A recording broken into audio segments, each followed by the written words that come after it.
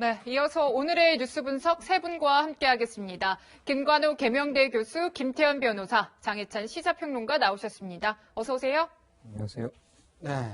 앞에서 이제 박근혁 기자 리포트 이제 다 같이 보셨겠지만, 이 이용구 법무부 차관과 관련된 이 택시기사 폭행 사건, 연일 논란이 되고 있습니다. 또 이제 저희가 취재를 한 바에 따르면, 이 택시기사의 영상을 보고 담당 수사관이, 이거 재수사해야 되는 건 아닌가? 이렇게 혼잣말을 했다는 것도 저희가 증언을 확보를 했습니다.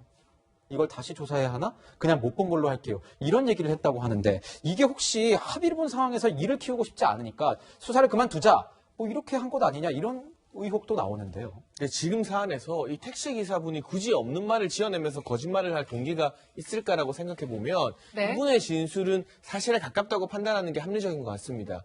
그렇다면 이 진술이 사실이라면 대한민국 경찰 대체 뭐 하는 곳이죠? 특가법은 도대체 왜 있는 겁니까? 운행 중에 폭행이 일어났을 때 가중 처벌하고 이 피해자의 의사와 상관없이 처벌하는 특가법, 법을 만들었으면 지켜야 되고 일선 현장에서 그 법을 가장 앞장서서 수행하는 게 경찰 아닙니까? 더군다나 이제 1월 1일부로 경찰에게 1차 수사 종결권이 부여되는 등의 검경 수사권 조정이 지금 이미 발동되어서 시행되고 있습니다. 네. 그런데 피해자와 가해자가 합의를 했다는 이유로 명백히 블랙박스 영상에서 운행 중이고 특가법 적용 대상이라는 게 보이는데도 불구하고 일을 키우기 싫어서 복잡하게 만들기 싫어서 담당 경찰이 이걸 보고도 이거 조사해야 되나? 그냥 못 본 걸로 합시다라고 했다면 얼마나 많은 실제 현장에서의 수많은 다른 범죄들이 이렇게 손쉽게 묻히고 경찰에 의해서 수사 종결이 되겠습니까? 경찰이 수사 종결해서 검찰로 보내면요. 검찰 입장에서는 이 문서만 가지고 사건을 파악해야 되기 때문에 종결된 수사 사항에 대해서 특이한 제보가 없는 한 다시 재수사를 하라고 지시를 내리는 것도 거의 어려운 상황입니다. 네. 지금 검경 수사권 조정으로 막대한 권한을 부여받은 경찰이 저는 여전히 이 과거에 사실 이 봐주기 수사식의 그런 나쁜 관습을 탈피하지 못했다는 게 이용구 차관 사례에서 극명하게 드러나는 것 같고요. 택시기사 진술처럼 해당 수사관이 이걸 다시 수사해야 하나라고 혼잣말을 했다는 건 영상을 보고 이거 누가 봐도 다시 수사해야 되는 운행 중인 사안임을 본인도 인지했다는 뜻입니다. 그런데 별일이 아닐 줄 알고 그냥 덮었다는 것인데 이런 식이라면 뭐 일각에서는 합의했으니까 다른 사건이라도 이렇게 덮는 관례가 많다. 그리고 이용구 차관이 뭐 경찰 윗선에게 압박을 제기한 건 아니지 않느냐. 두 가지가 서로 사실이라 하더라도요. 특가법을 만들어 놓은 법의 취지를 무색하게 만든 것이고 이건 뭐 윗선 개입 여부를 떠나서 경찰이 과연 1차 수사 종결권을 받을 만한 그런 집단인지에 대해서 국민적인 회의감이 불거질 수밖에 없는 사건 같습니다. 네, 이게 보면 해당 수사관은 이런 얘기를 했습니다. 경찰 진상조사 과정에서 영상을 못 본 걸로 해달라고 한 건 오히려 택시기사였다. 이렇게 얘기를 하고 있어서 약간 서로의 사실관계에 대한 공방이 있을 수 있다는 점 저희가 짚고 넘어가겠습니다. 네, 이런 상황에서 이 블랙박스 영상을 그 윗선이 봤는지도 좀 관심이 쏠리고 있는 부분인데요, 변호사님. 지금 상황을 좀 보면요, 정황은 없다라는 거예요. 그래서 담당 수사관이 허위 보고를 한 것으로 보고 대기 발령이 됐더라고요. 알 수는 없죠. 윗선에 보고했는지 안 했는지 그게 이제 중요한 조사 대상인 거죠. 지금 그 영상에서 차가 움직이는 게 이제 찍혔다고 하니까 네. 맞다고 하면 이건 특가법 당연히 적용 대상이지 특가법이 적용되냐 마냐의 논쟁거리가 아니에요. 경찰이 그래도 그 당시에 특가법 적용하지 않고 단순 폭행으로 처리했던 건 정차중이라는 걸 전제로 하는 거거든요. 네. 물론 정차중에도 저는 특가법 적용 대상이라고 보지만 어쨌든 경찰은 그래도 예전에 정차중인 경우에 그냥 단순 폭행 한 사례들이 있어서 그렇게 했던 거예요. 근데 이게 움직이고 있었다고 하면 이건 논란의 여지가 없는 그냥 바로 특가법 적용 대상이니까 아마 네. 수사는 다시 해야 되는 거고 그 부분에 대해서 중요한 거는 속된 말로 경찰이 잘 법을 몰라서 그렇게 했는지 또는 일하기 귀찮아서 하면 블랙박스 영상 또 다시 조사를 하나 귀찮은데 그냥 대충 할래 이랬는지 아니면 정말 열심히 하려고 그랬으나 위에서 덮어 그래서 그 얘기를 듣고 덮었는지 이게 이제 중요한 거거든요. 네. 그건 사실 아직까지 정황은 드러난 건 없어요. 보긴 봐야 되는 거 좀 수사를 해봐야 되는 거예요. 근데 제가 하나 좀 궁금한 건 있어요. 제가 경찰을 안 해봐서 모르겠는데, 네. 다 안 해보셨겠지만, 언론 보도를 보면, 서초동이고 그러니까, 변호사들 많잖아요. 판검사들 많고. 그래서 변호사고, 변호사라도 굳이 말하면 공인이라면 공인이니까, 그런 사건들이 있으면 위로 이제 보고한다는 거예요. 그래서 당시에 언론에서, 이거 윗선에 보고 안 했습니까? 하니까 수사과장 얘기가 뭐였냐면, 아니, 저 위에다 서장님한테 아예 변호사가 이렇게 연루된 사건이 있었는데 어떻게 이렇게 처리하겠습니다라고 했더니 아, 그럼 아래서 그냥 신부선에서 한 대로 처리해라. 이 정도만 했지.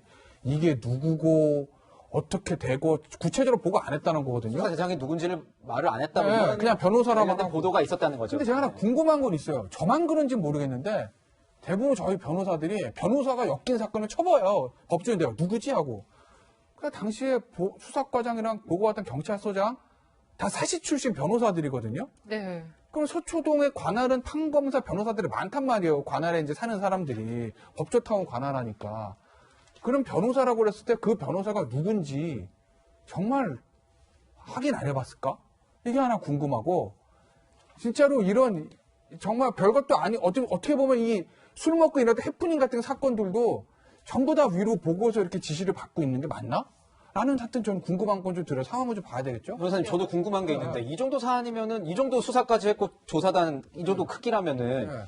진상조사 결과 지금 빨리 나와야 되고 중간 수사 결과라도 빨리 나와야 되는데 아직 안 나온 것도 궁금하고 이용구 차관 같은 경우에 지금 소환조사 안 받은 거 아닙니까? 지금 뭐 소환조사 다음 주에 받을 수도 있다 없다 이런 얘기 나오는 것 자체가 이게 혹시 뭐 미루고 있는 거 아니냐 이런 얘기도 나오는데 변호사님 보시기엔 어떠세요? 그러니까 중간 수사 결과 발표, 진상조사 발표는 그건 뭐 해도 되고 안 해도 되는 건데 경찰은 좀 골치는 아플 거예요. 왜냐면 예전에 수사할 때도 결과가 지금 잘못됐다는 얘기 나오는데 이 진상수사 시작한 다음에 아, 블랙박스 없는데요? 근데 나왔잖아요, 바로. 그러니까 이미 처음부터 지금 진상조사에서도 처음부터 꼬인 스텝이 꼬여서 아마 당분간 중간 결과 발표보다 나중에 최종 결과 발표를 좀 볼 것 같아요. 검찰을 수사하는 걸로 보고. 그리고 이용구 차관은 검찰의 소환 대상이지 뭐 경찰에서 지금 소환할 거나 왜냐하면 수사 자체가 그냥 관할이 지금 중앙지검 넘어갔으니까요. 뭐 좀 네. 지켜보시죠. 네. 네, 교수님, 근데 지금 좀 주목해서 보아야 할 판례가 하나 있는 게 지금 이 차관과 좀 비슷한 상황인데 특가법 적용을 받은 경우가 있더라고요. 그러니까 이거는 이제 차를 운전하는 과정 속에서 일종의 이제 차 싸움이 난 거예요. 네. 그러다 보니까 이제 정차 빨간불에서 이렇게 서 있는 상황인데 이제 화난 사람이 가가지고 정차돼 있는 상황에서 문을 열고 이제 뺨을 때리고 뭐 이런 가격을 하고 뭐 이런 거라고 얘기를 합니다. 근데 네. 그거를 정차된 걸로 안 보고 운행 중이라고 봤다는 거예요. 그러니까 결과적으로는 이제 특가법에 적용을 됐다.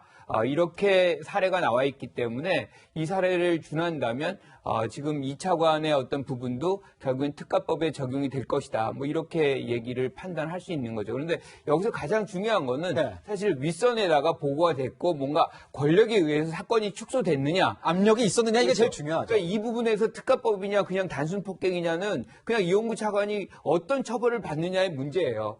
그거는 뭐 본인이 알아서 받으면 됩니다. 네. 근데 이제 중요한 거는 여기서 권력이 이제 작동을 했다. 위에서 뭐 압력이 내려왔고 이거는 이제 권력형이 되는 것이고 일파만파 사건이 커지는 겁니다. 그래서 핵심을 이것으로 잡는다면 아직까지 여기에 정황이 나온 건 없고 네. 조사단이 사실상 쉽게 파악이 돼요. 왜냐하면 뭔가 이렇게 연락을 하려면 뭐 서울경찰청, 경찰청, 청와대에 보고가 돼야 되는데 그럼 뭐 당연히 이제 그 관계가 쉽게 이제 드러나게 되는 거죠. 네, 그렇군요. 자, 이 상황과 함께 또 서초동 얘기를 좀 해봐야 될 것 같습니다. 이 헌정사상 처음으로요, 이 더불어민주당이 법관 탄핵을 거의 추진을 해서 아마 될 가능성이 높은데, 이거와 관련해서 민주당의 서른 의원의 발언을 보고 저희가 분석을 이어가도록 하겠습니다.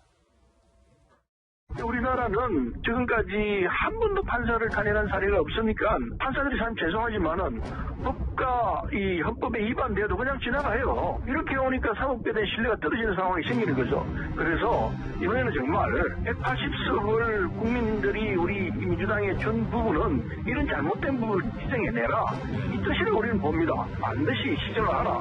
이 뜻이 담겨 있다 생각하기 때문에 우리 이번에 이제 이 임성근 판사에 대해서는 탄핵을 하도록 했고요. 자, 법관 탄핵에 대해서 탄핵 소추를 결정을 했는데 이게 보면은 이탄희 의원이 발의를 준비 중입니다. 임성근 부산고법부장 판사에 대한 탄핵 소추안. 그 내용이 뭔지 평론가님께서 좀 정리를 해주셔야 될 것 같아요. 시청자분들께서 헷갈리실 것 같아요. 사실 이 임부장 판사가 이 세월호와 관련된 이 재판에 본인이 개입했다는 의혹이 불거졌는데 이거 지금 형사재판 진행 중인 거고요. 네. 일단 1심 재판에서는 무죄가 나왔습니다. 그런데 1심 판결문 중에 이 임부장 판사가 당시 재판 문구가 조금 수정되는데 관여하는 것이 위헌적이다. 이런 표현이 있는 부분을 근거로 해서 이탄희 의원이 이 임부장 판사를 탄핵해야 된다고 발의를 하는 것인데 이게 2015년 그 3월에서 12월에 그 세월호 7시간 그 박근혜 전 대통령의 어떤 그렇죠. 행적과 관련된 그렇죠. 이 보도에 대해서 네. 이걸 재판하는 과정에서 이제 이게 개입이 있었다 없었다 이걸 따지는 거예요. 네, 그런데 이 임부장 판사 측에서는 단순한 의견 제시다 이렇게 주장을 하고 있고 실제로 1심에서 일단 무죄가 선고되었습니다. 다만 1심 판결문 중에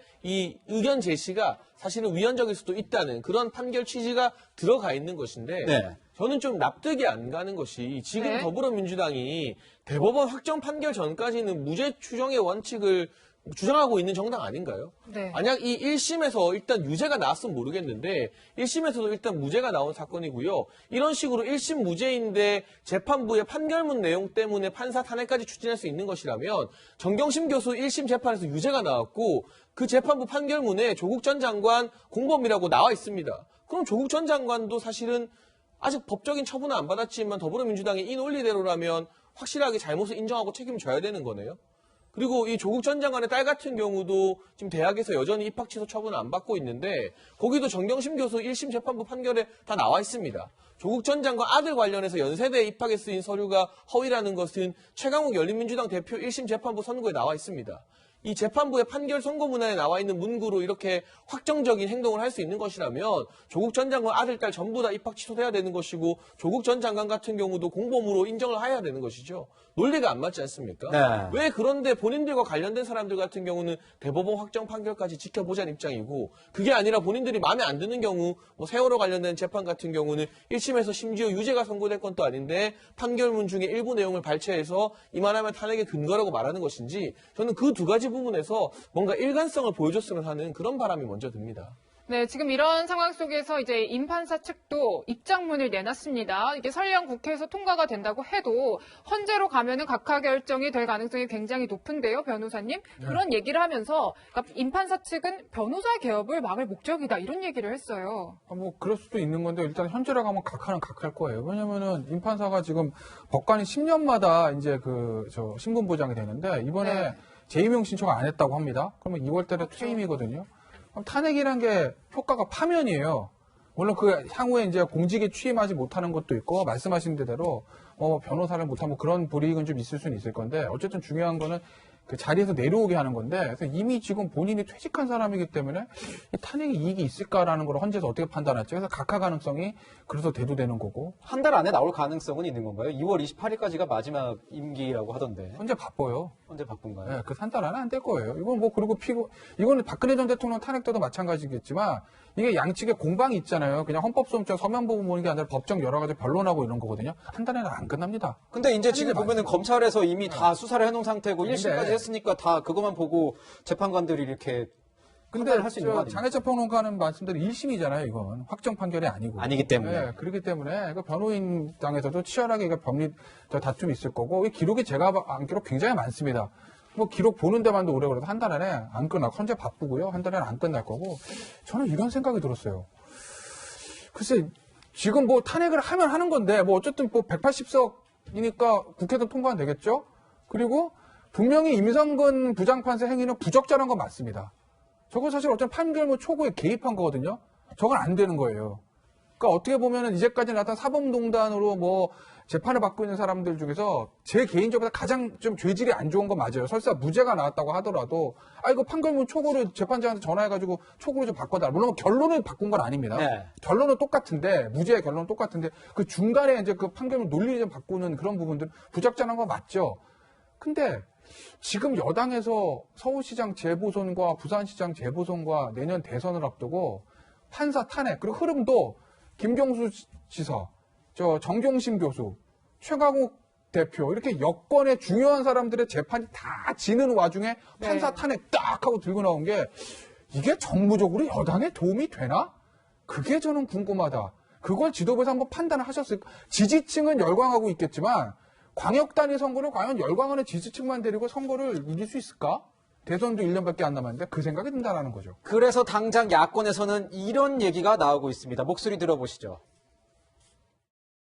법원의 코드 인사와 판결을 이끌어내기 위한 길들이기 탄핵이라고 밝혀진다고 하면 감당하기 힘든 국민적인 역풍을 감내해야 할 것입니다.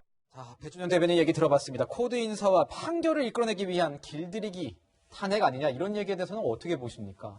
전 동의를 하지 않습니다. 이것은 사실 판사 탄핵은 입법부에 주어진 권한이죠. 그렇죠. 사법부를 견제하는 중요한 수단입니다. 네. 그래서 이것을 하는 것인데 그러면 이것이 명분이 있으려면 뭔가 뚜렷한 이제 혐의가 있어야 되는데 지금 1심이 무죄가 나왔지만 사실은 여기에서 위헌적 요소, 그러니까 우리가 가장 중요한 것 중에 하나가 재판부의 독립성을 보장하는 것이고 이거는 헌법에 보장된 겁니다.